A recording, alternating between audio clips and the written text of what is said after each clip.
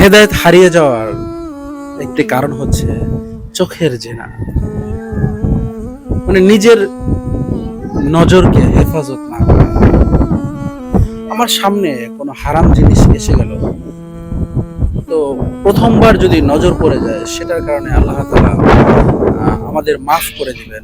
কিন্তু এরপরে ইচ্ছাকৃত ভাবে আমি যদি সেই গুনাহটা করতে থাকি, তখন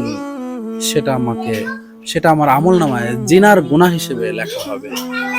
আর চোখের জিনা এমন জিনিস, সেটা আমি ভালো কোনো কাজ করতে গেলে সেটা আমার চোখের সামনে ভেসে উঠবে। আমি কোরআন তেলাওয়াত করতে গেলাম, আমি নামাজ পড়তে গেলাম, আমি জিকির করতেছি, কিন্তু আমার চোখের সামনে সেই বেগানা নারীর চিত্র ফুটে উঠবে।